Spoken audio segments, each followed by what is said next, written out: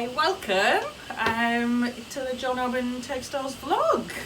Episode 7. Yeah, thanks for joining us. Cheers for coming back again. And what are we talking about today, Helena? We're talking about Kate Davies' new book, Bluestockings, Very which exciting. is all these lovely sock patterns made in our Exmoor Sock yarn. It's super exciting. And Kate kindly sent all her samples down, so we thought we'd show them to you today. So I know it's been a little while since our last vlog. Well, we had one at the wallboard, but it's been a while since our last kind of vlog here at the showroom in the mill. Yeah, I think it was our open day. Would you believe it? I know. It's been very busy. Lots has happened since then, which is why we haven't managed another vlog. So, but it's nice to be back again now. But yeah, what have you been up to? How's autumn going for you so far, Helena? I'm not enjoying the weather, the giant surprise puddles that appear on the Devon roads. All the way across the road. That was a fun one this week. Yeah, first proper flood. But I do like the fact that all the trees are now a very pretty colour. Oh, it's gorgeous, It's so isn't beautiful it? driving around at the moment. Yeah, this time of year with everything going those like coppery rust tones and like bright yellows, and yeah, it's definitely a nice time of year, isn't it? Lots of crunchy things underfoot. Lots of chestnuts everywhere on the floor on our walks. It's very nice. Yeah, yeah. Chestnuts, blackberries are gone, but there were blackberries maybe 3-4 weeks ago. Yeah. That was nice. I made some jam. I never nice. take the seeds out. Why? I don't know. My mum always takes the seeds out. My mum like You need squeezes texture. them. Yeah. I'm Bit sure of this crunch. is all the comments are going to be about this now. Yeah, do you folks make jam or do any kind of preserving? We'd love to know. I'm very non-standard. I don't take anything out. I just take it out afterwards. Yeah, It's more fun that way. yeah, Mystery jam full of strange things. yeah, yeah. Even the bugs, you know, bit of extra protein. We did yarnadelic to all of the lovely yarn shops for the autumn. So Yeah. we've been very busy packing up lots and lots of boxes of yarnadelic for the past 2 months. So yeah, if you check in your local yarn shops, you might be able to find that now, as well as Devonia and Exmoor Sock available. What else have we been busy We've making? been making lots of mini skeins. That's the other thing we've been doing, and new Devonia colours. Yes. So we are also now working on adding lots of our other ranges as mini skeins. So soon everything will come in a mini skein, pretty much, which is exciting. So yes, you'll hear Yeah. more about that next time, I think. We'll be doing. What have I been knitting? I've been knitting super secret things, which I can't quite tell. Actually, by the time this goes up, the super secret things will be out. So I've been making like big stripy shawl scarves, and I've made 2 of those in Devonia using some of the new colours. Exactly. And I'm very excited about those. I'm thinking maybe I'll make a 3rd one or a blanket version. It's just the like pattern repeat is mostly garter stitch, so it's just Nice like and simple. exactly And like it has nice tassels on it too, so Yeah. make a really nice blanket. yeah, it's perfect like brainless knitting. I feel like I've got a lot going on at the moment, so it's quite nice to just like sit there and just do garter stitch with the occasional like slip stitch. And now that there's 20 colours in Devonia, you have a lot of choices for your stripes. I do, exactly, which is why I think I might have to make a 3rd one. It's like, I just can't pick just one colour combo. And then I've also been doing some secret selfish knitting, which is that feels great because it's not something I always have time for. Yeah. And I have been making that gorgeous sweater by Fabienne from the last Liner mag. It's in our knit by numbers, but I'm making it in harvest hues, and it's got this like checkerboard of texture. And it starts here and goes to there, or the other way around. Yeah, And it was in the mustard colour. it was in lane, exactly. I want to say it's called Viberna or Vibina, Something like that. something like that. It's very pretty. It's great, yeah. So I am I've almost finished the first sleeve Cool. across the body, down the other one. So Very nice. yeah, What are you up to? What have you been making or spinning? I'm making some super secret blankets using some of our new mini skeins, which you will see on our next vlog when we do that one. Yes, so got some people to help me make some of the squares because it's quite taxing making a whole blanket and 2 of them. And I've also, because I hate myself, I'm making a lace weight jumper, but I am enjoying that. And I made a lot of baby knits for a little baby the other week, so I made lots of cute ones. Those were in, I made some in Alpaca Delight, which was one we used to have, a yarn we used to have, which was alpaca and merino. It was very soft. And yeah, got a few other things on my list, and recently made this jumper, which you can't tell, but this uses Yarndelic Le Fleurs as the base underneath the bright pink mohair. It's just beautiful. You should give us a little close-up. This is one of Claudia Q. It's one of her patterns from unit in Toronto, and I think she has a pattern in liner as well.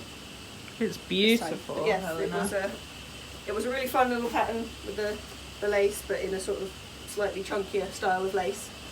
But yeah, and I've also got a big stack of mohair and Yarndelic colours to try and work out some combos for the next one when I finish the jumper I'm currently working on. So that's my current plan, is what can you mix with the crazy Yarndelic colours to make it even more crazy.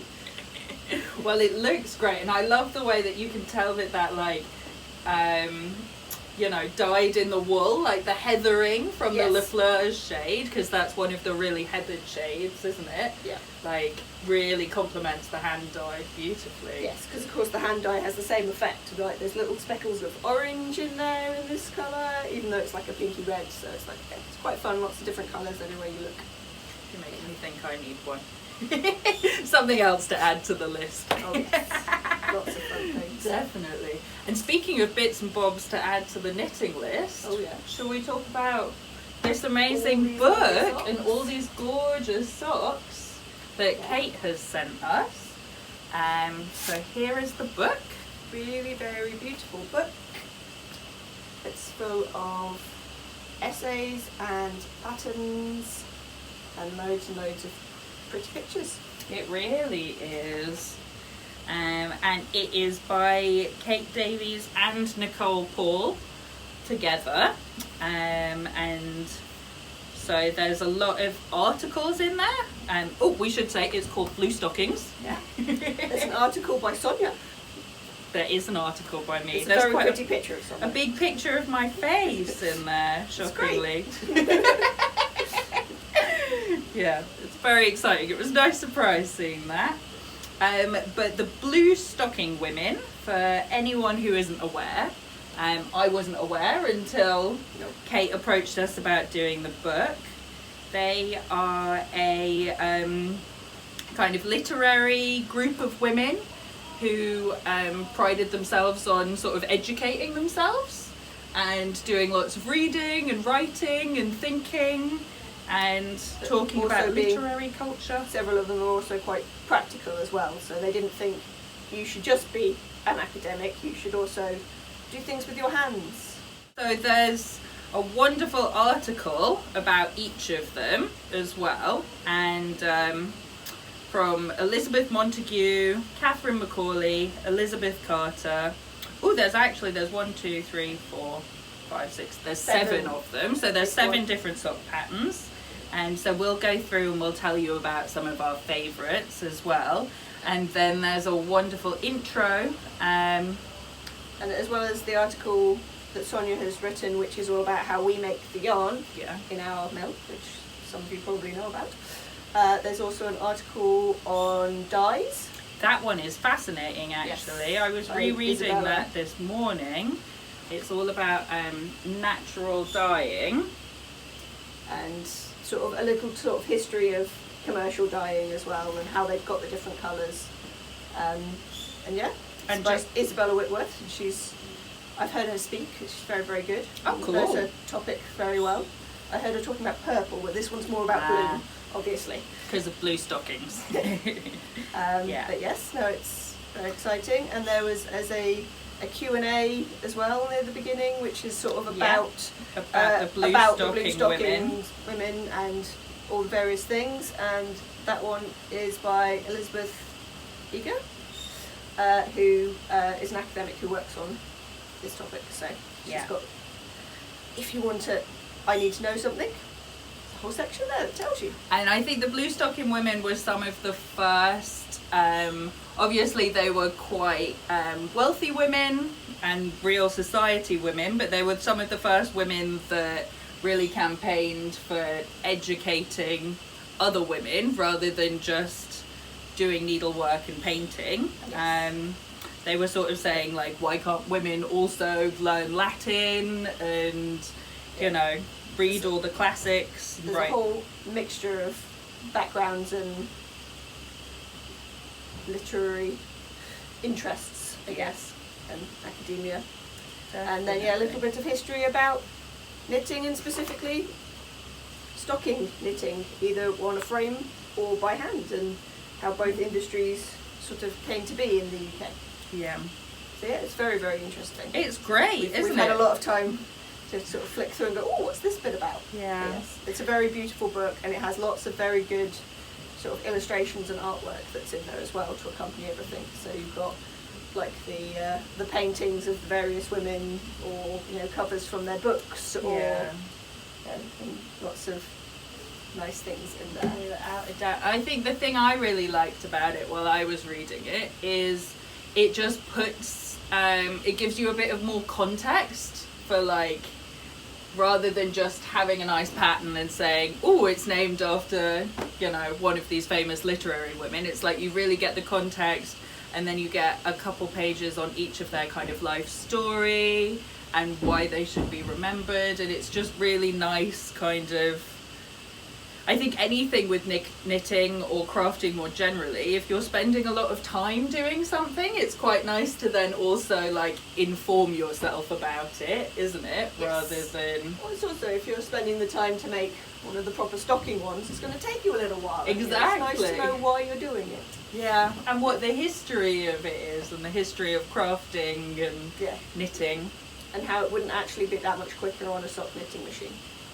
I think that in one was of the really articles, interesting. It said that when they were doing framework knitting, so on a machine, that somebody doing that could make like 10 pairs of stockings in a week, but somebody knitting them by hand could make 6. So it's not that much quicker. I mean, I could not make 6. I guess if I was just doing that, but my understanding is a lot of the people who used to knit for piecework would do it alongside having another job as well, so... I don't think I could make 6. Lazy modern types that watch TV, that's what the problem is. But I knit while I'm watching TV. Not fast enough, apparently. But yes. Clearly not. And we should say, obviously, this book, like most of Kate's books, all of Kate's books, are available in most of your local yarn shops, wherever you are in the world. As well as from Kate Davies' own shop, but we also have some up on the website. Yeah, we do. So you can either get it from us, or you can get it, at many other places as well. And the other thing that's nice is Exmoor Sock is another one of our yarns that we wholesale. Yes. So no doubt, if you're living in America or Australia, or if you have a little rummage, you might be able to find...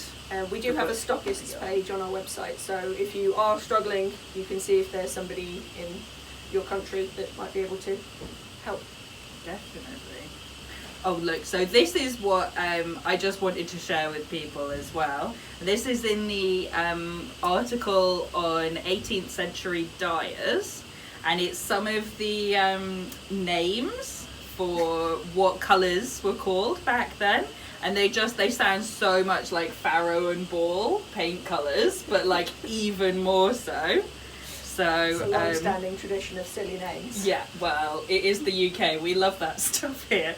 So you could get suits or, dresses or stockings even in Paris mud, parrot green, London smoke, wine soup, okay, rat on hazelnut, no. Then my favourite, goose turd green. Well, at least you know what colour that is. Very descriptive. Very particular shade of green, right? Especially back then, I think there were more geese around, probably. Rotten olive or spiny lobster. Okay. And then the other thing that's quite interesting about that is the way that blue was priced was in terms of pennies. So a 1 penny blue would be a really pale one, because indigo and woad were so expensive and it's quite a complicated process. Or you could have like a 3 penny blue or a 5 penny blue. So the deeper the blue, how many times they dipped it in the vat, sort of, it gives exactly. you layering of the colour. Yeah. Yeah. So it's a great exciting book. I definitely recommend kind of having a read. Yeah. And as we said, every pattern in there is in our sock. Yes. Which is exciting, except there's a shawl pattern at the back that's in our Alpaca Supreme.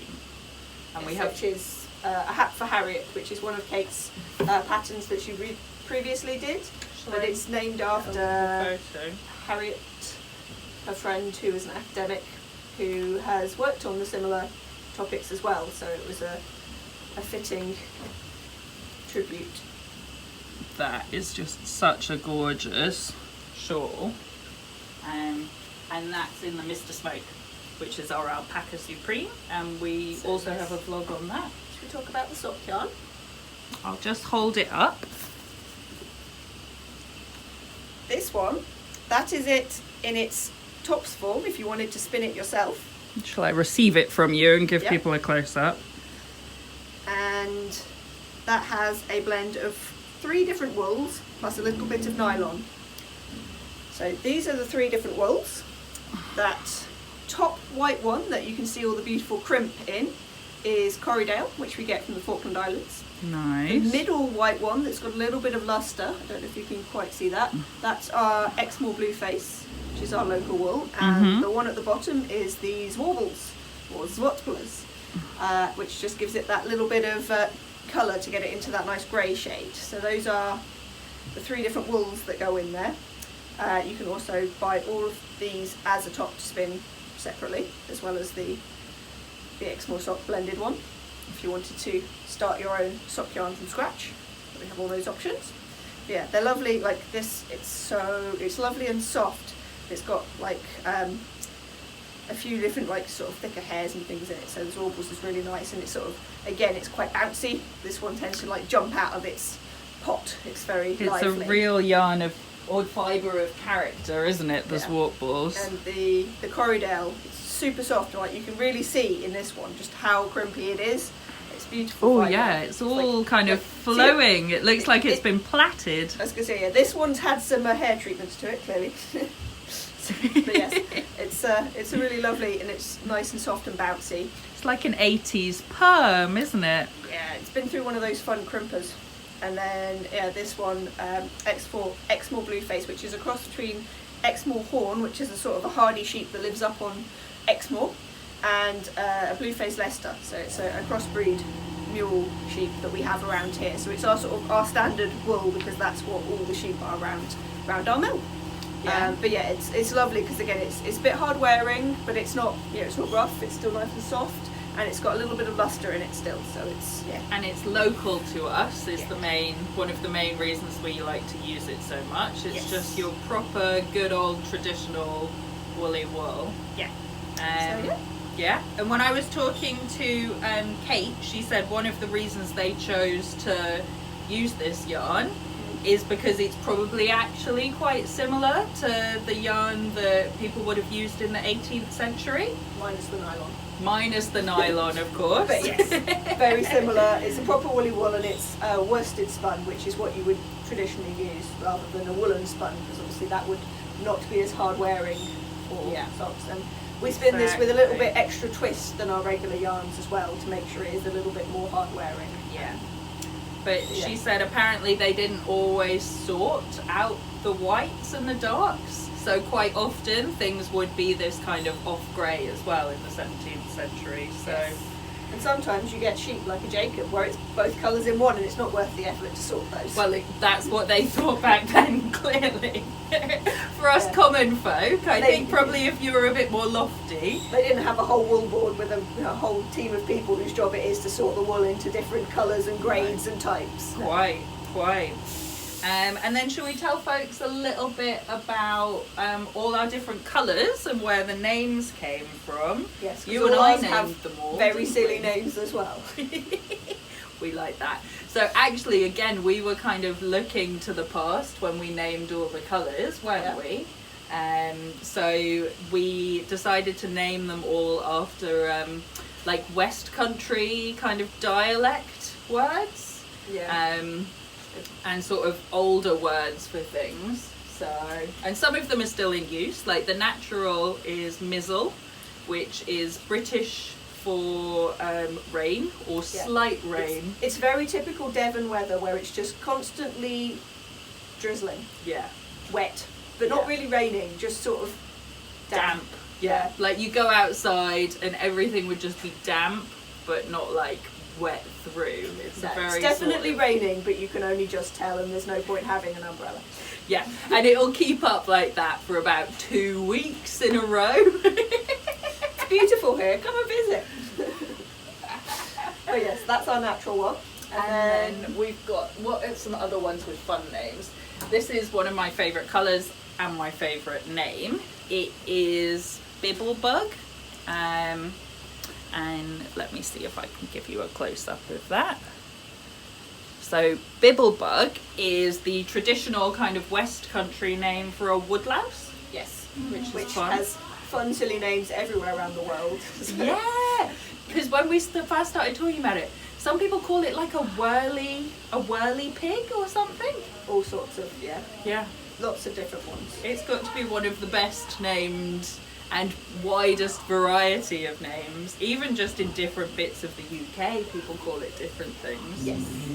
Yeah, so that's a nice sort of taupe, slightly purpley colour, that one. It goes very nicely with your outfit. Yes. It's a very nice neutral, but it's a warm neutral, so it's very useful. Exactly. Two of the best named ones. Yes. These ones, we have Aggie on the top and Odmodod at the bottom. So Aggie is a caterpillar and Odmodod is a snail. So that's why they got the crazy greens. But yes, we thought those were wonderful. Yeah. We love those ones. Without a doubt. And then we've got the darker green is Hemel, which is a wooded valley. So lots of those around here. Lots of those around here. So yeah, all the names were kind of inspired by Dartmoor and we have the navy blue is called whortleberries, which is like the bilberries they are, but like blueberries, but the ones that grow wild around here. Yeah. So you get a lot of whortleberry jams in Devon gift shops. They're nice whortleberries. Yeah. They're very yummy.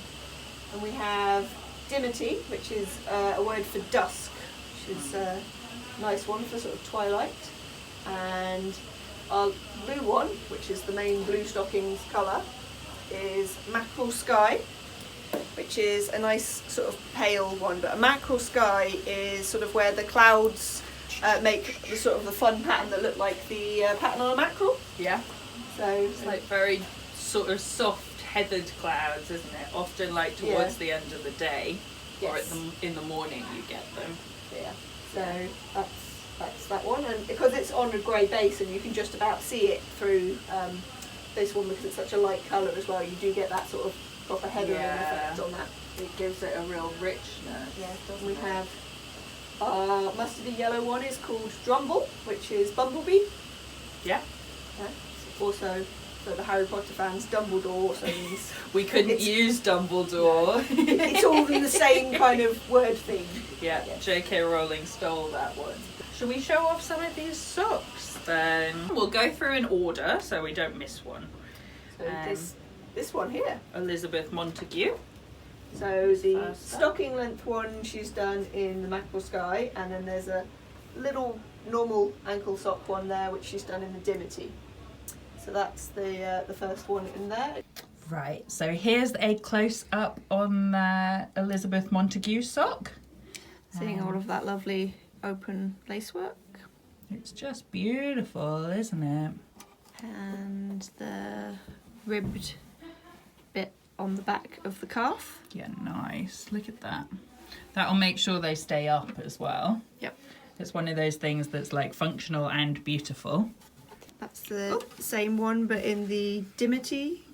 And that's the shorter version, isn't it? Yep. And she's done a really clever thing, Kate, where each pattern comes with a short version and then the larger version. My favourite detail here is the way that that rib at the cuff kind of travels into that stitch pattern at the front. It's really nice little detail. Very clever. So those are the first ones. And Elizabeth Montague was the most famous of all of the Bluestocking women. And one of the things that she's most famous for is writing an essay defending Shakespeare. Because apparently people didn't think Shakespeare was all that back in the 18th century. And she also, I think she was quite conservative, and she was very wealthy from running mines in Yorkshire. Yes, Mr. Montague is a coal merchant, or I don't know. A miner. Rich. I don't know. Very rich. So obviously, you know, not a liberal kind of individual, but also like had some values that are good as well about sort of women learning. So that's one of the nice things that Kate really kind of digs into with the articles on each of them, is she talks about how whenever you're looking at a historical figure, it's never going to be just like a black and white situation, and lots of them, like many humans today as well, I guess, have done some good things and some bad things.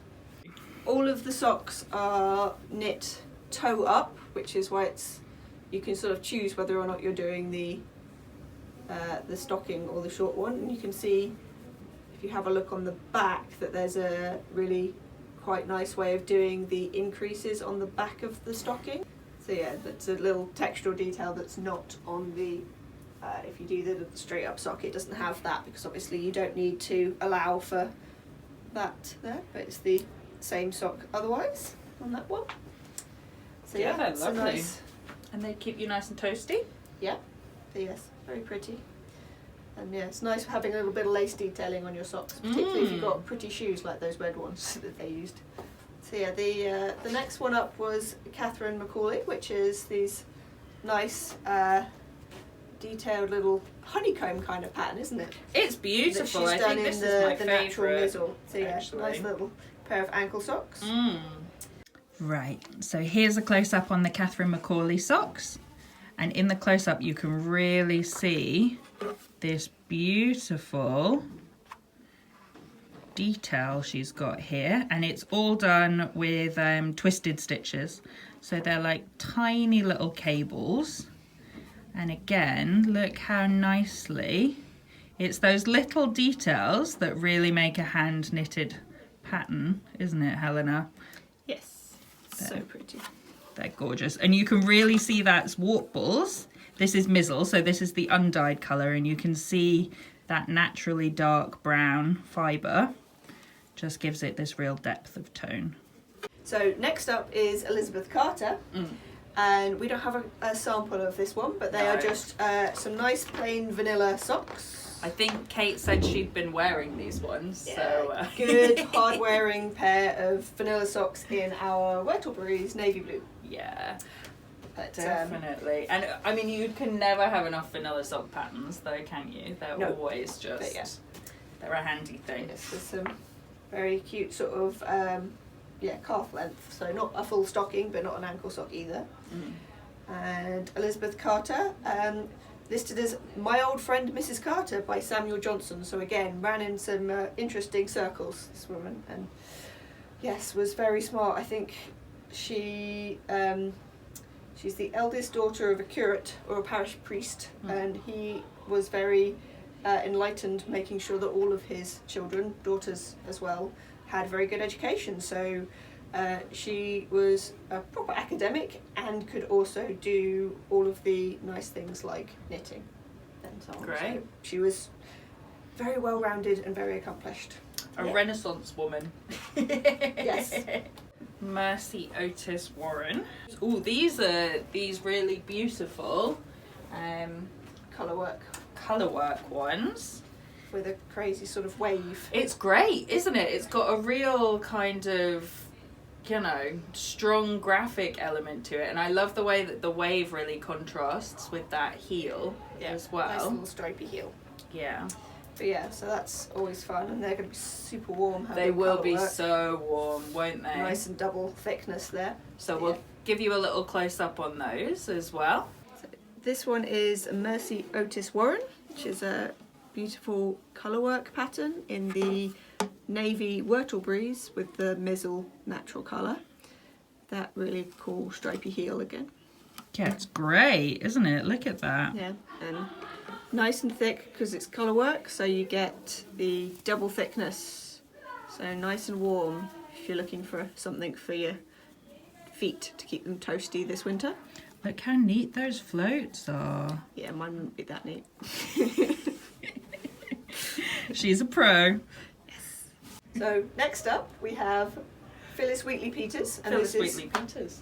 This super fun stripy stocking. They're great, aren't they? Bell heather and bibblebug. And there. Show you a close up of in a minute. And this one is one of the more kind of interesting ones as well, because this is Phillis Wheatley Peters was actually the first African American female writer published in England. She wrote some poems, and she was actually a slave, and then she went to England to be able to publish this collection of poems, and then after that thankfully was sort of emancipated because of it. But she published it when she was only 19, so yeah, pretty talented. Yeah, definitely. So there really are some very interesting kind of articles in the book. But that one's a lovely stripy sock as well. Very fun. So we'll give you a close-up of this. So next up is the Phillis Wheatley Peters, which is a stocking, and in this fun stripy one in the pink bell heather and the sort of grey purpley taupe colour, which is called bibblebug. I love the way she's used this, the way the effect of the stripe on the heel is really nice, just that one big wedge there. Yeah, I like that it's got this little tiny, again, little bit of open work in a nice little sort of herringbone sort of bit on the front. Yeah, and that just makes those stripes kind of zigzag up and down as well, doesn't it? Yeah, so those are fun. They are. Yeah, you pick all sorts of colours to do your stripes in. Yeah. Or even more than 2 colours. Oh my gosh, you could do like rainbow ones, couldn't you? Yeah. That would be exciting. Yeah, on these ones she's done the increases down the edge of this bit here, so that instead of having the wedge like on the other stockings, it's built into the side of the panel on the front. Love it. And they've got a little contrast bit on the top, which is cute, like that. So then the next one is, and I think this might be one of this one and the textured one are my 2 favourites, I think. But this one is inspired by Mary Delany, and it's so nice, that kind of... So colour work, crazy stripy heel again, and then contrast cuff and toe. Why not? Always fun, so you can do a lot of combos with your 3 colours in that.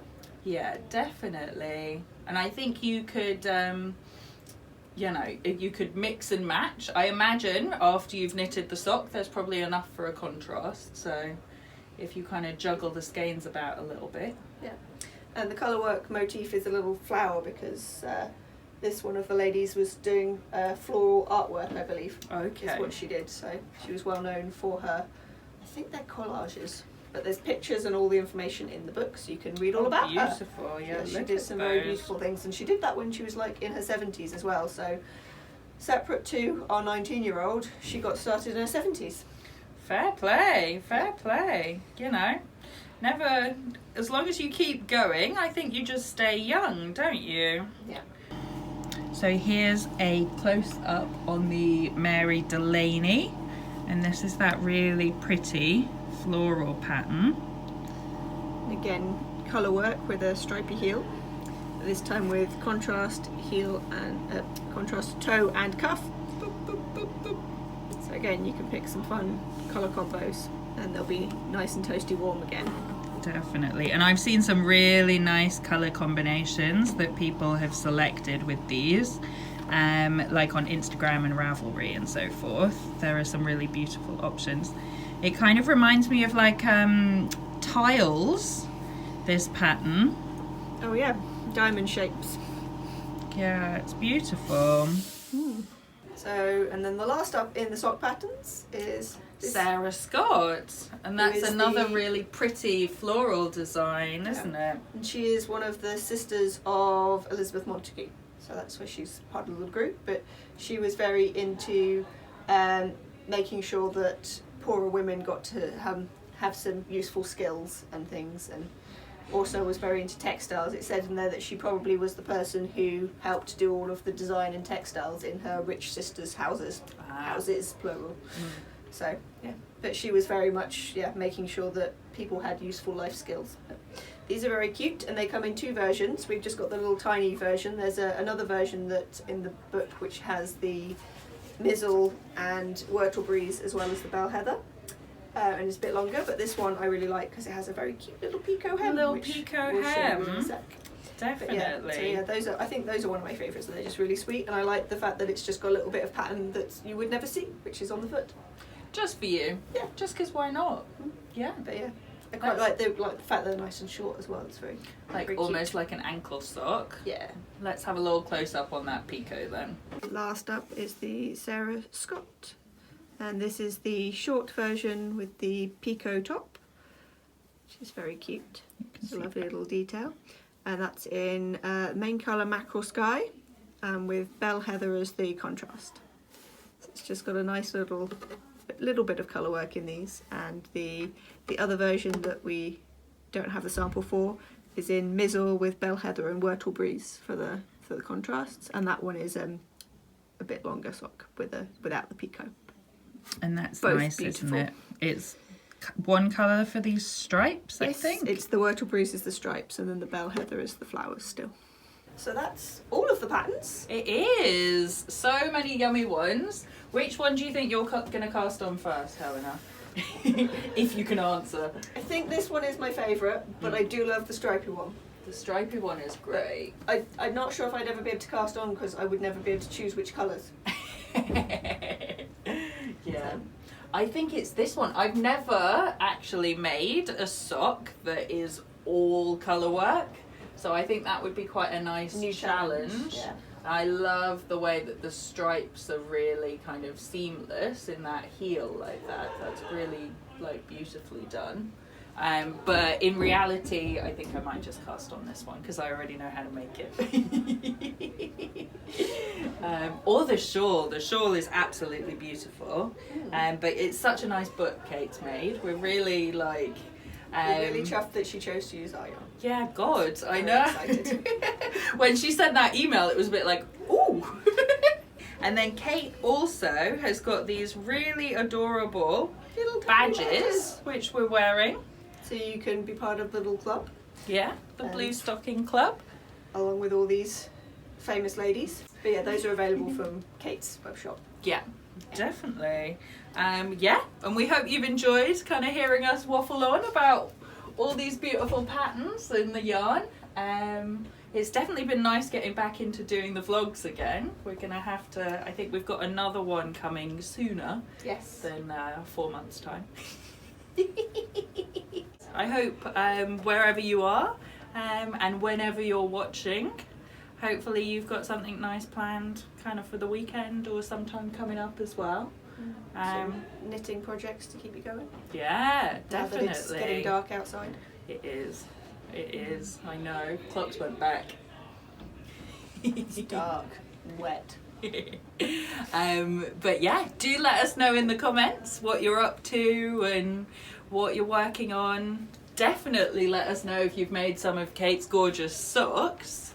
I think it's been really successful for her as well, so it's a very exciting project, and it's nice to know there are so many Bluestockings out there in the world. And take care and see you again soon.